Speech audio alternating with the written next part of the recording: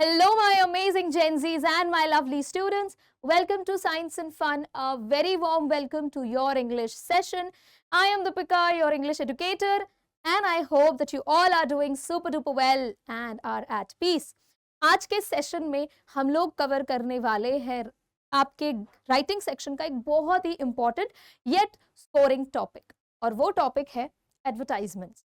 Writing section से अक्सर ना बच्चे बहुत डरते हैं, लेकिन ये एक ऐसा टॉपिक है जो आपका वो डर दूर कर देता है। ठीक है, स्कोरिंग है प्लस ग्रामर थोड़ा सा कम इंक्लूड होती है इसमें, लेकिन ऐसा नहीं है कि आप बिल्कुल जीरो ग्रामर का यूज करके अपनी इंग्लिश का ये वाला पोर्शन कवर कर लोगे। It's not like that. लेकिन हाँ, थोड़ा सा ग्रामर से इसका लिंक कम है तो इजी ये हो जाता है, बट स्टिल काफी बच्चे मिस्टेक्स करते हैं। उन्हें नहीं पता होता एग्जैक्ट फॉर्मेट क्या लिखें, क्या हम एग्जैक्ट वर्ड यूज करें, किस तरह के एडवर्टाइजमेंट के लिए क्या वर्ड अप्रोप्रिएट रहेगा, क्या नहीं रहेगा। ओके, तो ये सब कुछ हम आज के सेशन में जानेंगे, बिकॉज हम लोग सबसे पहले करने वाले हैं कि भाई एडवर्टाइजमेंट होता क्या है।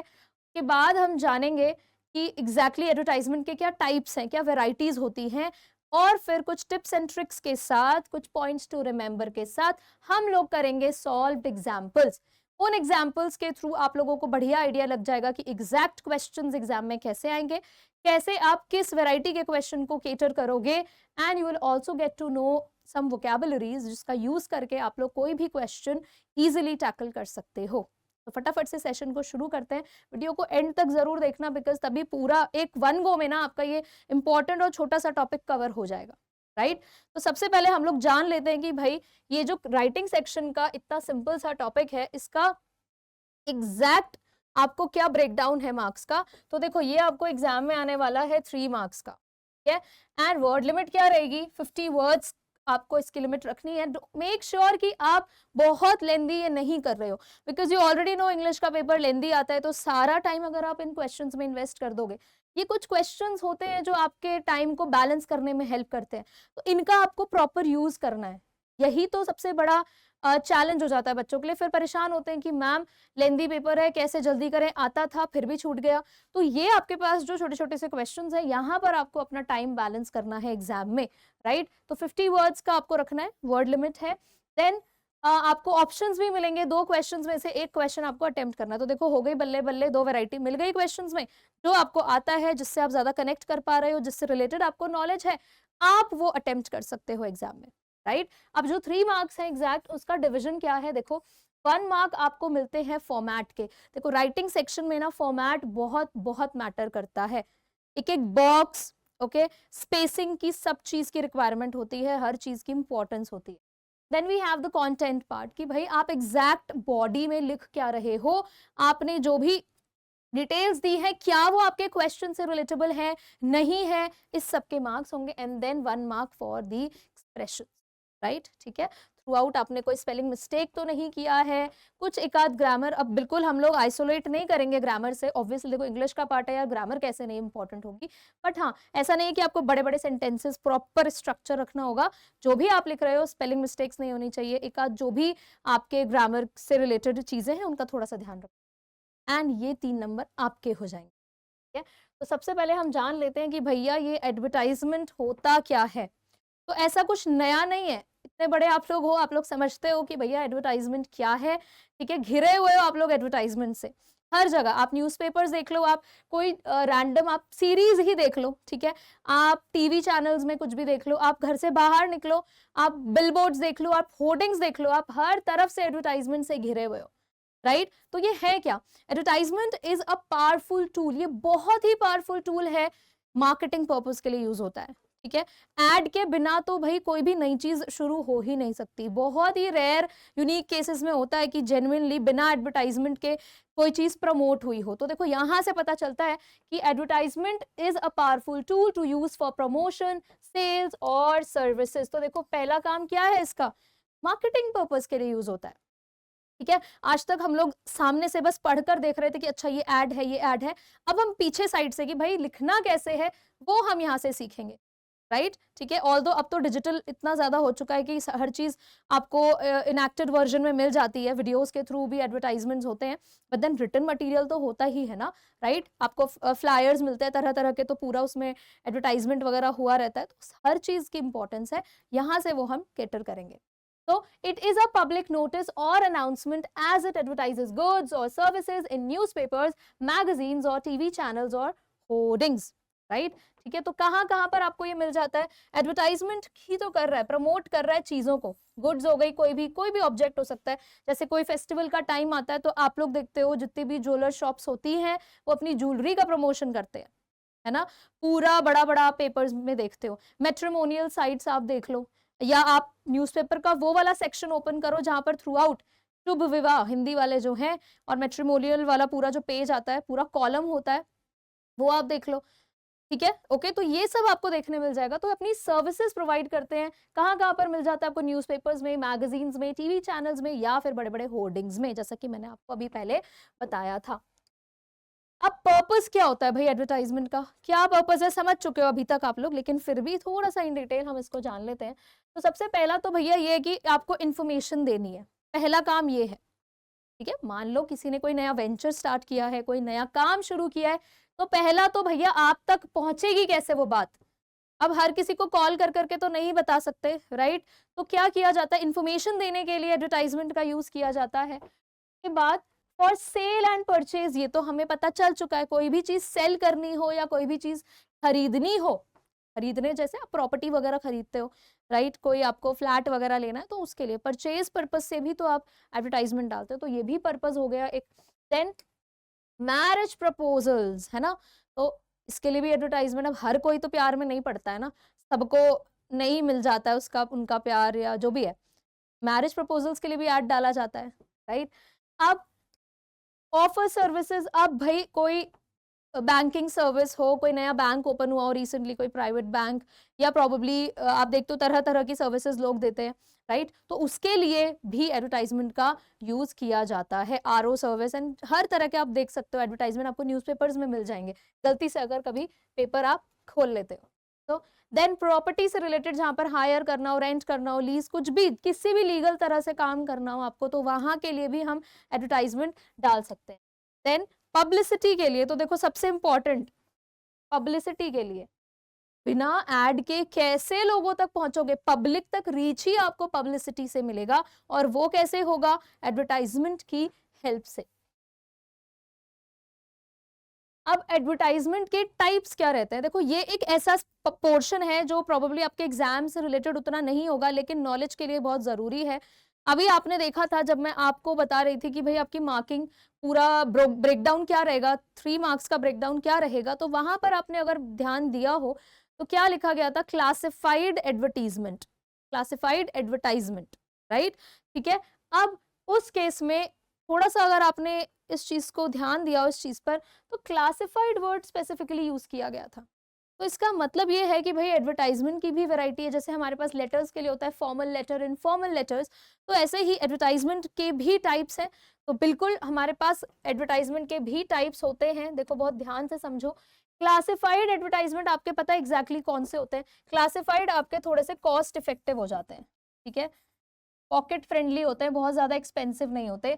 लेकिन जो डिस्प्ले एडवर्टाइजमेंट्स होते हैं, डिस्प्ले एडवर्टाइजमेंट्स को ही आप कमर्शियल भी बोल सकते हो, ठीक है, या आप इसको बोल सकते हो भैया नॉन क्लासिफाइड बोल सकते हो, राइट। क्लासिफाइड जो नहीं होते, होता क्या है, आपने न्यूज़पेपर्स में अगर देखा हो कुछ इस तरह से, क्लासिफाइड की वर्जन अगर मैं कहूँ तो एक सेपरेट सेक्शन दिया जाता है कुछ एडवर्टाइजमेंट्स को, ठीक है, कुछ एडवर्टाइजमेंट्स को सेपरेट सेक्शन दिया जाता है, प्रॉब्ली आपको विजिबल नहीं होगा, बट ठीक है मैं आपको बता देती हूँ कि आपके पास आपकी न्यूज़पेपर्स में कुछ इस तरह से कॉलम्स होते हैं, ठीक है, यहाँ पर क्या दिया जाता है, आपको सेपरेट सेक्शन दे दिया जाता है जिसमें आप रिलेटेड एडवर्टाइजमेंट डाल सकते हो। फॉर एग्जाम्पल कोई शादी से रिलेटेड आपको एडवर्टाइजमेंट डालना है तो आप उसी कॉर्नर में डालोगे, वो दिया ही अलॉटेड ही वो इसीलिए होता है, ठीक है। आपको कोई प्रॉपर्टी के लिए डालना है तो वहां पर सेपरेटली पूरा एक कॉर्नर बना होता है कि यहाँ पर हमारा प्रॉपर्टी रिलेटेड एडवर्टाइजमेंट डलेगा, यहाँ पर मैरिज रिलेटेड एडवर्टाइजमेंट होगा, यहाँ पर सपोज और कुछ रिलेटेड है जॉब रिलेटेड कोई एडवर्टाइजमेंट है तो वो भी वहां पर जाएगा, तो एक सेपरेट सेक्शन दिया जाता है, इन्हें हम कहते हैं क्लासिफाइड। आपके एग्जाम में जो एडवर्टाइजमेंट है वो क्लासिफाइड वाला ही है, ठीक है। दूसरे की जो मैं बात कर रही थी डिस्प्ले एडवर्टाइजमेंट, वो आपके होते हैं कुछ इस तरह से, राइट। क्या मतलब है, अब यहाँ पर एडवर्टाइजमेंट कहाँ पर है, देखो ध्यान से, आपको इतना बड़ा एक रैंडम फर्स्ट पेज पर ही कई बार इतना बड़ा सा एडवर्टाइजमेंट मिल जाता है, राइट। कोई भी आपके ज्वेलर होते हैं वो डाल देते हैं, या आप कह लो बड़े बड़े कोई मूवी रिलीज हो तो उसका एडवर्टाइजमेंट होता है यहाँ पर, ठीक है। कुछ भी आप देख सकते हो रैंडमली एकदम फर्स्ट पेज पर। अब ये इसका पर्पस क्या है, यहाँ पर ऑडियंस तक अट्रैक्शन ज्यादा होगा, है ना, ऑडियंस की रीच में तो डिस्प्ले एडवर्टाइजमेंट सबसे पहले पहुंचेगा ना, तो ये थोड़े से एक्सपेंसिव होते हैं। फ्री में तो कोई काम नहीं करेगा ना, फ्री में कोई एडवर्टाइजमेंट अपने न्यूज़पेपर में कैसे दे देगा, तो पैसा तो खर्च करना पड़ेगा, तो डिस्प्ले एडवर्टाइजमेंट थोड़े से एक्सपेंसिव होते हैं। तो आप लोगों के एग्जाम में डिस्प्ले एडवर्टाइजमेंट नहीं आएगा, आप लोगों को मिलेंगे क्लासिफाइड एडवर्टाइजमेंट्स, है, तो इतना डिफरेंस जानना काफी रहेगा आप लोगों के लिए। हम लोगों को फोकस करना है क्लासिफाइड एडवर्टाइजमेंट्स के। अब कुछ इंपॉर्टेंट पॉइंट्स जिनका आपको ध्यान रखना है, जो आप बिल्कुल अफोर्ड नहीं कर सकते, इग्नोर करना। सबसे पहला ये कि भाई मैं बार बार रिपीट कर रही हूँ कि इतना ज्यादा ग्रामेटिकली ओरिएंटेड नहीं होते हैं एडवर्टाइजमेंट्स, ठीक है। तो हम लोग छोटी छोटी चीजें, जैसे हम आर्टिकल्स का यूज फिर भी इग्नोर कर सकते हैं, वहां पर कोई आपके नंबर नहीं काटेगा। ऑल्दो आप गलत मत लिखना, ठीक है, कुछ गलत मत लिखना, और आप उसको बिल्कुल यूज ही मत करना, वो बेटर रहेगा ज्यादा। अगर यूज किया तो फिर थोड़ा ध्यान रखना, ठीक है। देन कंजंक्शंस का यूज आप अवॉइड कर सकते हो, एंड और बट ये सब लगाने की जरूरत नहीं है, ठीक है। और प्रपोजिशंस की आपको थोड़ी बहुत जरूरत पड़ सकती है, तो जहां रिक्वायरमेंट है आप वहां करो, बहुत हेविली यूज नहीं करना है। और याद रखना है इस बात को कि वर्ड लिमिट 50 ही वर्ड्स की है, ज्यादा एक्स्ट्रा लिखोगे मार्क्स कटने के चांसेस भी है, देन आपका ही टाइम वेस्ट होगा उसमें, क्लियर। के बाद मिनिमल यूज ऑफ प्रेपोजिशंस मैं आपको बता चुकी हूँ अभी कि प्रेपोजिशंस हो गए आपके ऑफ, इन, एट, ये सब चीजें आप थोड़ा कम यूज करना है। प्रिसाइज आपको रहना है, बहुत ज्यादा ओवरवेलमिंग बिल्कुल भावनाओं में बहकर नहीं, आपको पूरा का पूरा एडवर्टाइजमेंट की आप पता नहीं क्या, जैसे हम लोग आर्टिकल या स्पीच राइटिंग में करते हैं एकदम कोट्स और अपने पॉइंट ऑफ व्यूज रखते हैं, पर्सपेक्टिव रखते हैं, वो नहीं करना है।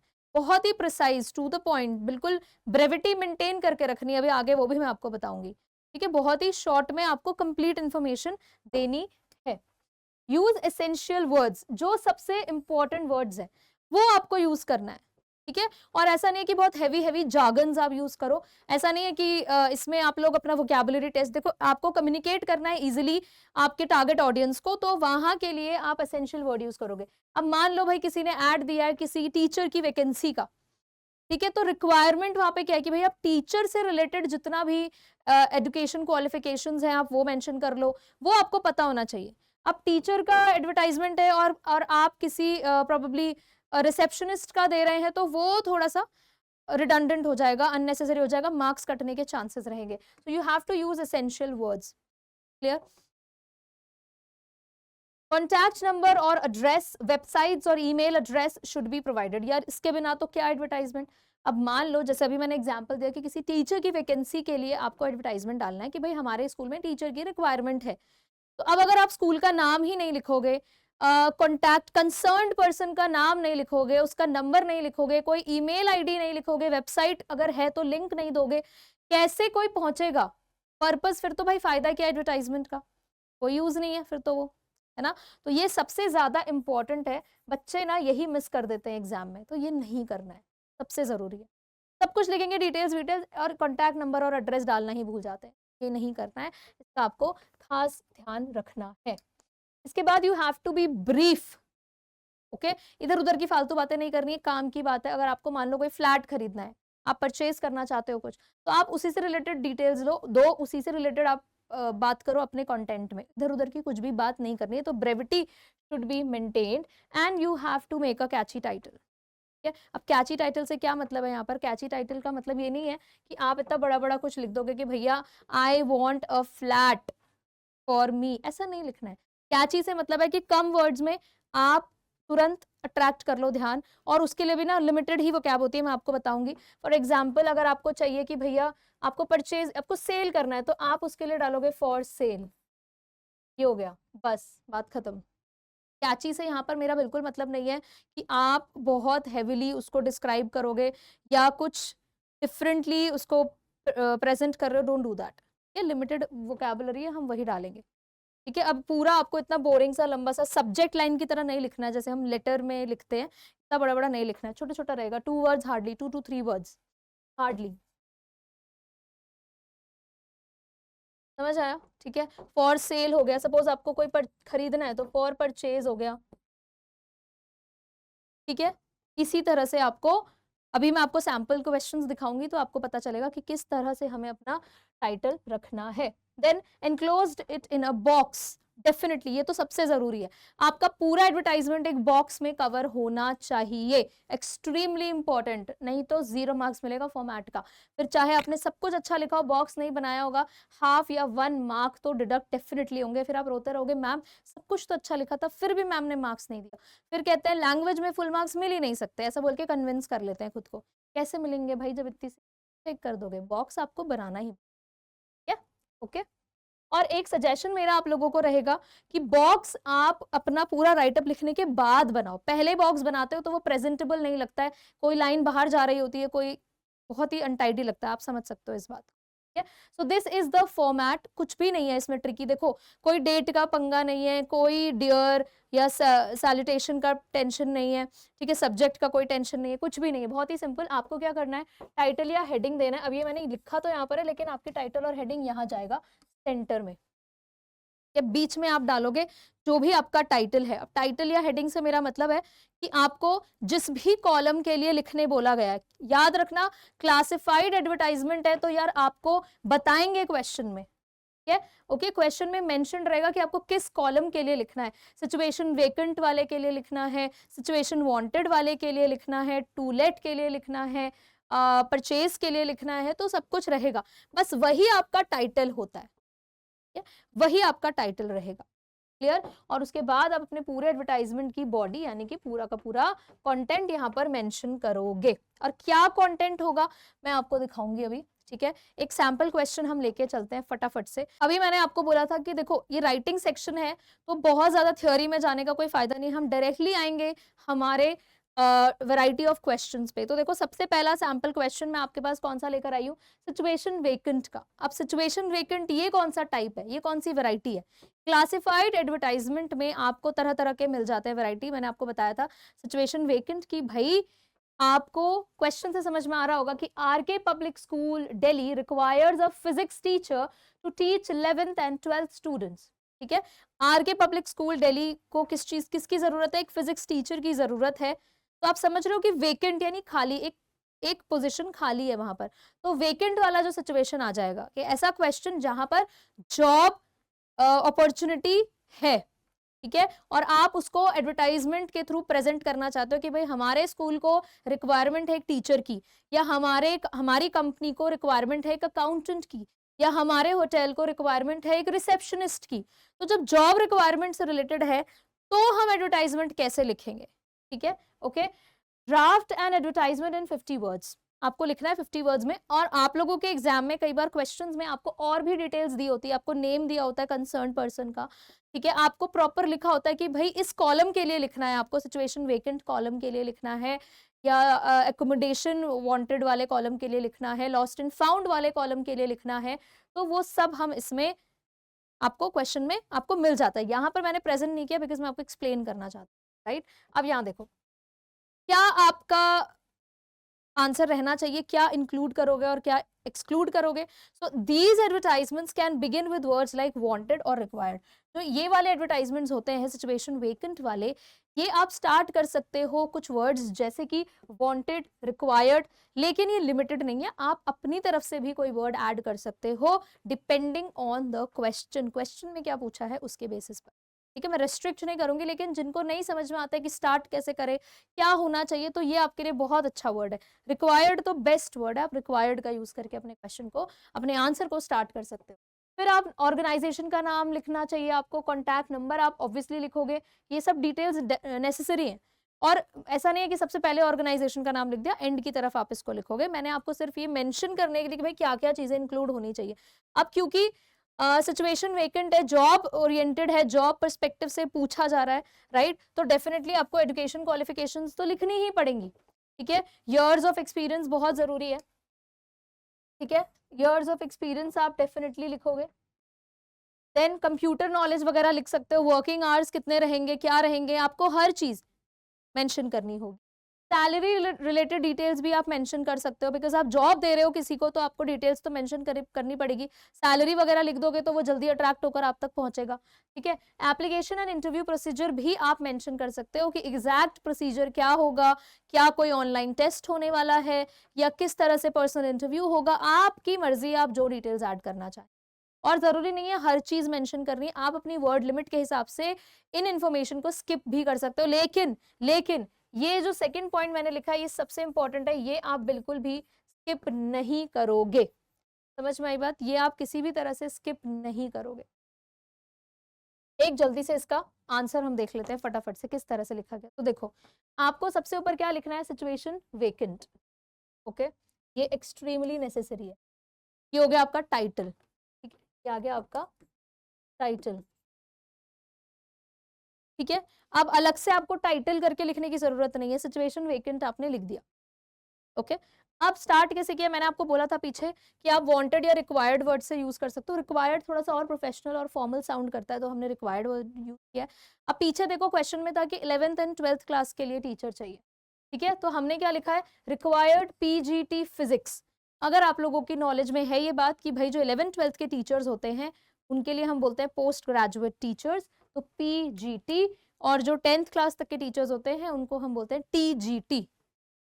ओके, उनको हम बोलते हैं टीजीटी। और जो भी सब्जेक्ट का हो रिक्वायरमेंट आप वो लिख सकते हैं। क्वेश्चन में फिजिक्स लिखा है तो हम भी फिजिक्स लिखें। अगर आपको नहीं है ये नॉलेज कि भैया पीजीटी क्या होता है, टीजीटी क्या होता है, तो आप सिंपली लिख सकते हो रिक्वायर्ड फिजिक्स टीचर, ये भी चलेगा। Okay, required PGT physics. अब आपने इसके बाद देखो, मैंने आपको क्या बोला था, ग्रामर ओरिएंटेड नहीं है। कैसे, सेंटेंस नहीं लिखना है पूरा। देखो कॉमा डाल के हमने लिख दिया भैया ये उसकी एजुकेशन क्वालिफिकेशन है, एमएससी बीएड। बीएड आपको पता है टीचिंग के लिए नेसेसरी होता है, तो वो आपको याद रखना पड़ेगा थोड़ा सा, ये तो नॉलेज गेन करनी पड़ेगी आपको। ये हमने लिख दिया। एमएससी हो गया आपका मास्टर्स की डिग्री होती है। Minimum 5 years experience in reputed public school. चाहिए क्या कि भाई हमें एक हमें पीजीटी फिजिक्स टीचर चाहिए। आप टीचर लिखना है नहीं लिखना आपकी मर्जी।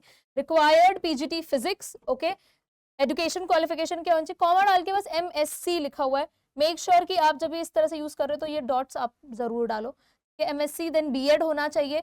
और क्या चाहिए साथ में, कॉमा, मिनिमम 5 years एक्सपीरियंस होना चाहिए। किसका, एक रेप्यूटेड पब्लिक स्कूल में पढ़ाने का, फुल स्टॉप, खत्म। कुछ भी यहाँ पर हमने एडिशनल नहीं डाला। प्रेपोजिशन का देखो हम लोग यूज कर ही रहे हैं, बिकॉज उसके बिना तो सेंटेंस का स्ट्रक्चरिंग गड़बड़ हो जाएगा। देन क्या होना चाहिए, हार्ड वर्किंग होना चाहिए जो भी इंसान है। रिजल्ट ओरिएंटेड होना चाहिए, अपने आउटकम पर भी काम उसे करना चाहिए। Salary according to government pay scale. Salary कैसी मिलेंगी, सैलरी गवर्नमेंट पे स्केल का जो है सारा सिस्टम वैसे मिलेगी। आप ये लाइन एकदम याद रख लो। ठीक है, अब अगर मान लो कि अगर अकाउंटेंट के लिए कोई जॉब है तो वहां पर आप कुछ भी लिख सकते हो। आप सैलरी अकॉर्डिंग टू गवर्नमेंट पे स्केल्स वहां पर लिख सकते हो, या आपको लिखना है कि भाई best salary and other perks, आप ये भी लिख सकते हो कि भाई हम और भी आपको बेनिफिट्स देंगे। अब कई जगहों पे क्या होता है, एकोमोडेशन का आपको मिलता है, ठीक है, आपको हेल्थ इंश्योरेंस वगैरह मिलता है, तो जो भी नेसेसरी चीजें, अब आप हर चीज तो मेंशन नहीं कर सकते, you are bound with the word limit. तो आपको सिर्फ ये क्या कैसे एस्केप करना है, आपको कुछ नहीं लिखना, आपको बस अदर पर्क्स लिख देना है कि भाई और भी कुछ फायदे मिलेंगे। राइट, लिखना है नहीं लिखना आपकी मर्जी। यहाँ पर मैंने मेंशन नहीं किया बिकॉज मुझे नहीं लिखना। Okay, application procedure includes a test. अब मैंने ये मेंशन किया कि भैया जो आपका एप्लीकेशन प्रोसीजर है उसमें क्या क्या रहेगा। उसमें देखो एक टेस्ट होगा, ठीक है, एक डेमो देना पड़ेगा, आपको पढ़ा के दिखाना पड़ेगा। ठीक है, आप चाहो तो यहाँ पर लिख सकते हो एन ऑनलाइन डेमो, आप लिख सकते हो लाइव डेमो, जो भी आपको लिखना है, डेमो भी लिख सकते हो। And a personal interview. ठीक है, कि एक पर्सनल इंटरव्यू भी होगा। ये आपके ऊपर है आप कैसे इसको प्रेजेंट करना चाहो। अब जैसे डेमो टीचिंग में रिक्वायरमेंट होती है, अकाउंटेंट की अगर रिक्वायरमेंट है तो आप ये स्किप कर सकते हो। टेस्ट आपको स्किप करना है, आप स्किप कर सकते हो, आप डायरेक्टली आ सकते हो पर्सनल इंटरव्यू। ठीक है, किसी इंजीनियर की जरूरत है तो वहां पर आप लिख सकते हो एन ऑनलाइन टेस्ट।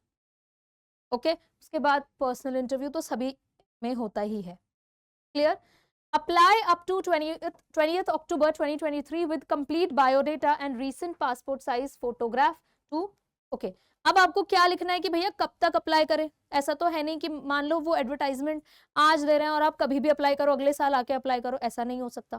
ठीक है, आपको एक टाइम बाउंडेशन तो रखनी पड़ेगी, एक डेडलाइन तो देनी पड़ेगी कि भाई आप 20 अक्टूबर 2023 तक अप्लाई कर सकते हो विद कंप्लीट बायोडेटा। साथ में क्या होना चाहिए, जॉब वैकेंसी है भाई, बायोडेटा भी मिला होना चाहिए उसमें। तो आप अप्लाई तो कर रहे हो, साथ में बायोडेटा आपका होना चाहिए एंड रीसेंट साइज फोटोग्राफ। ठीक है, क्या होना चाहिए, एक फोटोग्राफ होनी चाहिए रीसेंट क्लिक की हुई। और किसको भेजनी है ये, आपको देनी है ये प्रिंसिपल को। तो देखो एक प्रपोजिशन और यूज कर लिया, to principal RK public school Delhi. Phone number हमने लिख दिया, आप कुछ भी लिख सकते हो, अपना पर्सनल नंबर मत देना बस, आप बाकी कुछ भी लिख सकते हो नंबर में। ठीक है, ईमेल आप मेंशन कर सकते हो, ये भी ऑब्वियसली इमेजिनेशन वाली ही होगी, ऐसा नहीं है कि आप कुछ अपना ही पर्सनल डिटेल्स दे रहे हो, तो ऐसे दे दो। लेकिन हाँ, रियल में अगर कहीं पर एडवर्टाइजमेंट डालना है तो फिर तो आपको जेन्युइन डिटेल्स डालनी पड़ेंगी। ठीक है, तो इस तरह से ये हमारा एडवर्टाइजमेंट कंप्लीट हो जाता है। तो कहीं पर भी आपको अगर लगा हो कि बहुत ज्यादा ग्रामेटिकली हम लोग इसमें घुसने की कोशिश कर रहे थे, तो देखो कुछ भी नहीं है, बहुत सिंपली कॉमा और फुल स्टॉप का यूज करके हमने कंप्लीट कर लिया, फ्रेजेस में ही हमने पूरा एडवर्टाइजमेंट लिख दिया। ठीक है, तो ये हमारा सिचुएशन वेकेंट वाली टाइप के लिए तो ये क्वेश्चन हो गया। अब हम एक दो वैरायटी और करेंगे। देखो दूसरी वैरायटी क्या है कि अब मान लो कि किसी को जॉब चाहिए, कोई जॉब ढूंढ रहा है। ठीक है, तो अब इस वाली वैरायटी को बोलते हैं सिचुएशन वांटेड, कि भाई एक ऐसी सिचुएशन जब किसी को जॉब की रिक्वायरमेंट है, किसी को कोई चीज चाहिए, स्पेसिफिकली जॉब की बात हो रही है। You are Rajesh Verma, a chartered accountant with 6 years of experience. यहाँ पे नाम भी मेंशन किया हुआ है कि आप भाई कौन हो, आप राजेश वर्मा हो, एक सीए हो जिसके पास 6 साल का एक्सपीरियंस है। You need a part time job. ठीक है, तुम्हें क्या चाहिए, एक पार्ट टाइम जॉब चाहिए।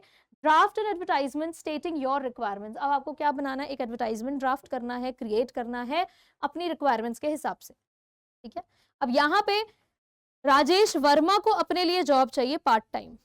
क्लियर, ठीक है, ओके। वो किसी को जॉब नहीं दे रहा है, तो ये सिचुएशन वेकेंट वाला केस नहीं है, ये सिचुएशन वांटेड वाला केस है। तो इसमें हम लोग किन चीजों का ध्यान रखेंगे, These advertisements can begin with phrases like। अब आप कैसे phrases का यूज करोगे, यहाँ पर wanted, required भी कर सकते हो, ऐसा नहीं है, कर सकते हो उसमें भी। ठीक है, आप कर सकते हो रिक्वायर्ड अ पार्ट टाइम जॉब, लेकिन थोड़ा सा और बढ़िया लगेगा अगर आप कैसे लिखोगे, a chartered accountant seeks for a job. Seeks, ये ढूंढ रहा है, तो ये लिखोगे तो ज्यादा अच्छा इंप्रेशन पड़ेगा आपके एग्जामिनर पर। अब जॉब इस क्वेश्चन में देख लो भैया पार्ट टाइम है, तो जॉब तो फुल टाइम भी हो सकती है। इस तरह से आप अपने इस एडवर्टाइजमेंट के कंटेंट को स्टार्ट करोगे। मान लो किसी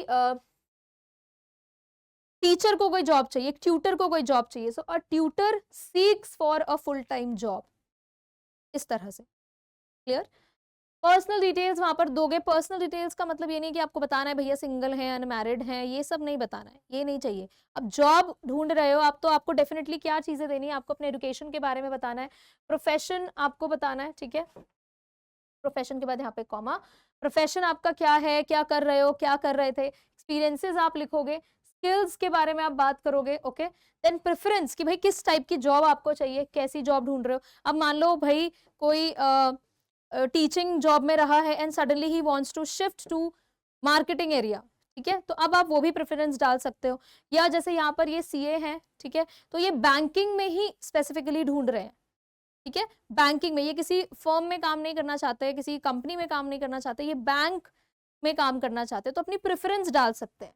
ओके, कौन से एरिया में चाहिए, मान लो भाई कि इंसान कहीं दिल्ली में रह रहा है, उसको जॉब कहीं साउथ में चाहिए, सपोज एग्जाम्पल के तौर पर, तो आप वो भी मेंशन कर सकते हो। सैलरी मेंशन कर सकते हो। ठीक है, एंड डेफिनेटली कॉन्टैक्ट नंबर आपको देना पड़ेगा, बहुत ज्यादा पर्सनल डिटेल्स मत शेयर करना। कॉन्टैक्ट रियल एडवर्टाइजमेंट में दिया जाना चाहिए, बिकॉज अदरवाइज आपसे कोई कॉन्टैक्ट कैसे करेगा। ठीक है, ओके, लेकिन अपने आंसर्स में आप लोग कोई भी इमेजिनरी नंबर लिख सकते हो। जल्दी से हम इस क्वेश्चन का सैंपल आंसर देख लेते हैं। तो यहाँ पे देखो टाइटल क्या होगा, टाइटल होगा सिचुएशन वांटेड। सिचुएशन वांटेड, पिछले वाले में सिचुएशन वेकेंट था, यहाँ पर वांटेड है, तो हम लोग क्या लिखेंगे, सिचुएशन वांटेड। तो टाइटल के लिए कोई प्रॉब्लम नहीं। अब देखो, a chartered accountant with 6 years of experience seeks a part time job. देखो seeks, simple present tense, seek मत लिखना, सीक्स हम इसको लिखेंगे। और वो कैसी जॉब ढूंढ रहा है, अ पार्ट टाइम जॉब। ठीक है, एक पार्ट टाइम जॉब वो ढूंढ रहे हैं इन अ रेप्यूटेड बैंक, ठीक है, एक बैंक में वो जॉब ढूंढ रहे हैं, तो प्रेफरेंस भी लिख दी, राइट, इन और अराउंड उदयपुर, और देखो अपनी एरिया वाइज भी उन्होंने प्रेफरेंस लिख दी कि भाई या तो उदयपुर में या उदयपुर के आसपास हमें चाहिए। At present working with a reputed firm in Jaipur, अभी कहाँ काम कर रहे हैं, अभी एक फर्म में, एक कंपनी में, प्रोबेबली जयपुर में जो है उसके साथ काम कर रहे हैं, तो अपनी ये डिटेल भी दे दी, प्रोफेशनली ये बताना, it's fine. Then expert in auditing, अब ये डिटेल्स आप based on the person qualification आप दे सकते हो कि भैया ऑडिटिंग में बढ़िया है, ऑनलाइन ट्रांजैक्शंस वगैरह से रिलेटेड नॉलेज रखते हैं, लीगल मैटर्स से रिलेटेड कामों में एक्सपर्टीज है, क्लियर, ठीक है, तो ये सब आप ऐड कर सकते हो, जैसे हमने टीचिंग में अपनी तरफ से ऐड कर दिया था कि भाई हार्ड वर्किंग होना चाहिए, रिजल्ट ओरिएंटेड होना चाहिए, आप वो भी यहाँ मेंशन कर सकते हो कि हार्ड वर्किंग है, रिजल्ट ओरिएंटेड है, and maintain the deadlines and all of that, तो वो सब आप लिख सकते हो, क्लियर। मिनिमम सैलरी एक्सपेक्टेड, सबसे जरूरी चीज लिख दी यहाँ पर, कैसे लिखा है देखो, ऐसा तो नहीं है पूरा कोई फ्रेज बनाया हुआ है, सिंपल लिख दिया, to the point, minimum salary expected, कि भाई कितनी सैलरी एक्सपेक्ट कर रहे हैं, इतनी एक्सपेक्ट कर रहे हैं, ये आपके ऊपर है, आप कितना भी लिख दो, लेकिन सोच के लिखना कि भैया इसके मार्क्स वैसे कटेंगे नहीं, अगर आप यहाँ पर 1 लाख भी लिख सकते हो, 10,000 भी लिख दोगे, मार्क्स नहीं कटेंगे, आपको मार्क्स मिलेंगे आपके इस आइडिया के पीछे कि आपने ये चीज सोची है, ठीक है, आपने एटलीस्ट मेंशन किया है। के बाद कॉन्टैक्ट तो डेफिनेटली देना है आपको कि भाई किससे बात करनी है, राजेश वर्मा का ये एडवर्टाइजमेंट जा रहा है, तो भाई राजेश वर्मा से कॉन्टैक्ट करना है, फोन नंबर ये रहा, ईमेल आप मेंशन डेफिनेटली करोगे लास्ट में, ठीक है, तो ये आपका सिचुएशन वांटेड वाला केस हो गया, क्लियर, ठीक है। अब इसके बाद आपके पास नेक्स्ट क्या वैरायटी आती है, अगली वैरायटी आती है कि भैया या तो आप कोई चीज रेंट पर देना चाहते हैं, ठीक है, ओके, या आप कोई चीज खरीदना चाहते हैं, तो ये सिमिलर टाइप के क्वेश्चन बन जाते हैं, तो उसके लिए तरीका यही चलेगा, ठीक है। अब क्या है देखो, क्वेश्चन क्या है, you are SP Puri having a 3 bedroom flat on first floor in Vasant Kunj area, आप कौन हो, आपका नाम है एसपी पुरी, ठीक है, आपके पास एक 3 बेडरूम फ्लैट है, कहाँ पर, फर्स्ट फ्लोर में, वो भी कहाँ, वसंत कुंज वाले एरिया में, ठीक है, you wish to give it on rent, आपको उसे रेंट पर देना है, draft an advertisement for the same, अब आपको के लिए एक एडवर्टाइजमेंट बना, तो आप क्या चीजें मेंशन करोगे वो सब मैंने यहाँ पे लिखी है, आपको ऑब्वियस सी बात है नंबर ऑफ रूम्स तो बताने ही पड़ेंगे, अगर आप किसी को घर दे रहे हो रेंट पर, तो अगर तो आप यहाँ पर थोड़ी कोई अपनी एजुकेशन क्वालिफिकेशन बताओगे, कॉमन सेंस यूज कर, अब रेंट की बात है, घर से रिलेटेड डिटेल्स दोगे तो आपको बताने पड़ेंगे कितने रूम्स हैं, बेडरूम कितने हैं, वॉशरूम अटैच्ड है नहीं है, गार्डन एरिया है या नहीं है, राइट, पार्किंग स्पेस का क्या है, ये सब चीजें आपको यहाँ पर बतानी होंगी, ठीक है, इलेक्ट्रिसिटी सप्लाई का कैसा रहता है, वाटर सप्लाई कैसी है, ये सब डिटेल्स आप दोगे, जो भी रहने के लिए नेसेसरी है, यहाँ पर एजुकेशन क्वालिफिकेशन का क्या करना है, ठीक है, अगर करना भी है तो वो सेकेंडरी ऑप्शन रहेगा, प्राइमरी आपको ये चीजों का ध्यान रखना है, लोकेलिटी कैसी है, ओके, स्मॉल फैमिलीज चाहिए, ऑफिसर लेवल के लोग होने चाहिए रेंट पर, या कंपनीज को आप रेंट पर दे रहे हो, होता है ना कई बार लिखा रहता है बाहर कि भाई कंपनीज के लिए हम लोग रेंट पर हैं, कुछ कुछ एरियाज तो पूरा इंडस्ट्रियल होता है, कुछ रेजिडेंशियल होता है, तो उस चीज का भी आप प्रेफरेंस डाल सकते हो, रेंट कितना एक्सपेक्ट कर रहे हो कि कोई आपको कितना रेंट दे, उसके बाद ये सबसे जरूरी कॉन्टैक्ट एड्रेस फोन नंबर तो देना जरूरी है, अदरवाइज उस advertisement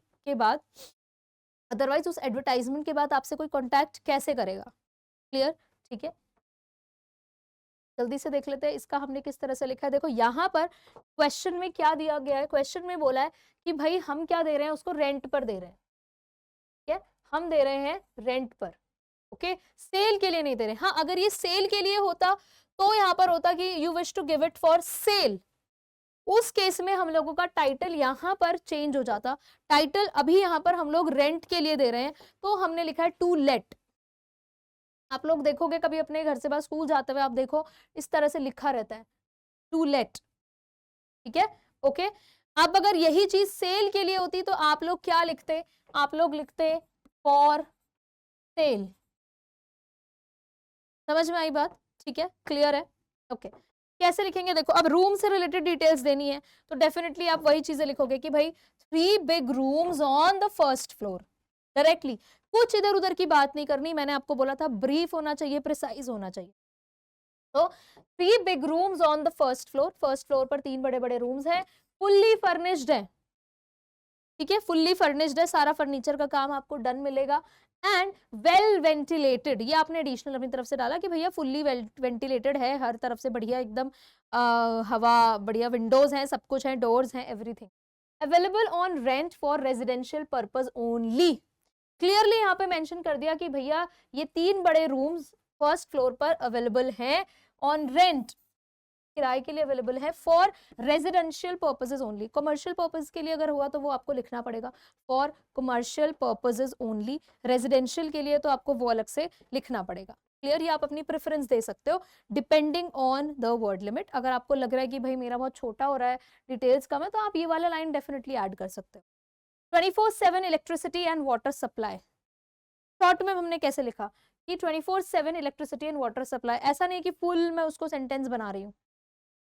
okay, there is this availability of water and electricity supply throughout the day, ऐसे थोड़ी लिखेंगे, शॉर्ट में लिख दिया हमने कि 24/7 इलेक्ट्रिसिटी एंड वाटर सप्लाई रहता है, कॉमा पावर बैकअप रहता है, पार्किंग स्पेस है, washroom and kitchen space available too, ये सब भी अवेलेबल है।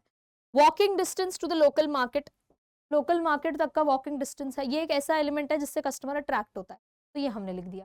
रेंट एक्सपेक्टेड, रेंट कितना एक्सपेक्ट कर रहे हैं, 25,000 पर मंथ।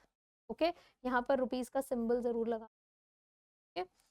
कॉन्टैक्ट, अब आप इसके बाद सीधा कॉन्टैक्ट बता दो कि भाई किससे बात करनी है, एसपी पुरी से बात करनी है, कहाँ रहते हैं, ए block, Patel Nagar, phone number ये रहा।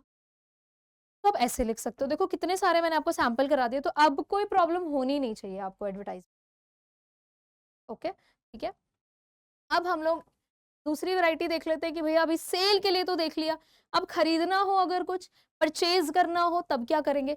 तो इस केस में आपको बहुत ही सिमिलर है आपके सेल वाले पार्ट से, जो हमने पीछे देखा था, सेल वाला जो यही चीजें आप परचेज में भी डालोगे कि भाई आपकी क्या प्रेफरेंस है। अगर आपको कोई घर खरीदना है सपोज, ठीक है, तो आप लिखोगे फ्लैट आपको लेना है कि कितने रूम्स होने चाहिए, साथ में गार्डन होना चाहिए, डिटेल्स जो भी है, ठीक है, इलेक्ट्रिसिटी वाटर सप्लाई का बढ़िया रीच होना चाहिए, लोकेलिटी अच्छी होनी चाहिए, प्रेफरेंस नियर बाय, आप प्रेफरेंस वाला स्किप कर सकते हो, या हो सकता है आपको भी कंपनी के लिए कोई लैंड चाहिए होगी, या कंपनी के लिए कोई पर्टिकुलर फ्लैट चाहिए होगा, ठीक है, ऑफिशियल पर्पज से चाहिए, कमर्शियल पर्पज से चाहिए, रेंट हो सकता है, या आपको खरीदना ही है, या आप मान लो रेंट के लिए लेना चाहते हो कोई पार्ट, तो वो आप मेंशन कर सकते हो। अगर आपको ओवरऑल खरीदना है तो उस हिसाब से आप अपना प्राइस चेंज कर लेना, कॉन्टैक्ट और एड्रेस वगैरह तो आप डालोगे ही, ठीक है। तो ये सब सेम इसी की तरह चलता है, बस फर्क इतना है कि अब आप खरीदने के लिए जा रहे हो, अब आप किसी को बेचने के लिए नहीं, या किसी को रेंट पर देने के लिए नहीं जा रहे हो। तो doctor requires a spacious place, देखो अब एक डॉक्टर को एक बहुत ही स्पेशियस जगह चाहिए, ओपन स्पेस चाहिए, खुली जगह चाहिए,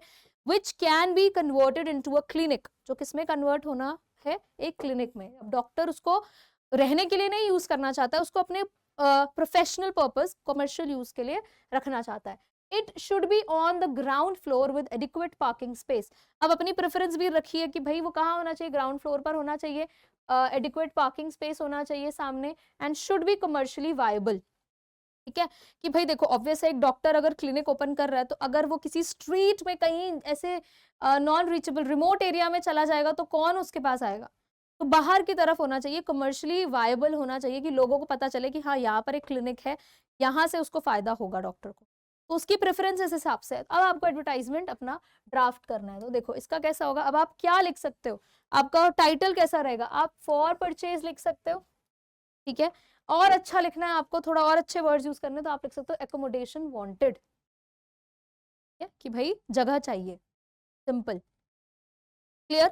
अब यहां से हम किस तरह से लिखेंगे, क्लिनिक एकोमोडेशन रिक्वायर्ड, क्या चाहिए, क्लिनिक एकोमोडेशन रिक्वायर्ड, आप सिंपल लिख सकते हो अ क्लिनिक इज रिक्वायर्ड, खत्म, ये भी लिख सकते हो।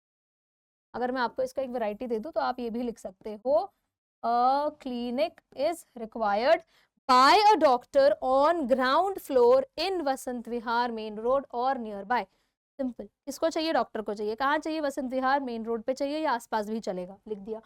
2 rooms with attached bathroom and modern immunities, 2 rooms होने चाहिए, ठीक है, और अटैच्ड वॉशरूम होना चाहिए उसमें, विद मॉडर्न इम्यूनिटीज, सारी चीजें मॉडर्न, जो भी आपने सुना होगा मॉड्यूलर किचन आजकल होते हैं, या जो भी आपको रूम में चाहिए कि भाई आज के हिसाब से होना चाहिए, एकदम latest. Okay, adequate parking space, sufficient, adequate का मतलब होता है सफिशिएंट, की अच्छी खासी पार्किंग के लिए जगह होनी चाहिए, इन फ्रंट, सामने की तरफ, प्राइस अराउंड 30 to 35 lakhs, अब खरीदना है भाई उसे, तो इतना तो देना पड़ेगा। तो आप अपने हिसाब से रफ आइडिया ले सकते हो। यहाँ पर अब ये नहीं कि 1,000 2,000 लिख रहे हो, प्रॉपर्टी है तो लैक्स में ही लिखोगे। बोनाफाइड ओनर्स और डीलर्स टू कॉन्टैक्ट, ओके।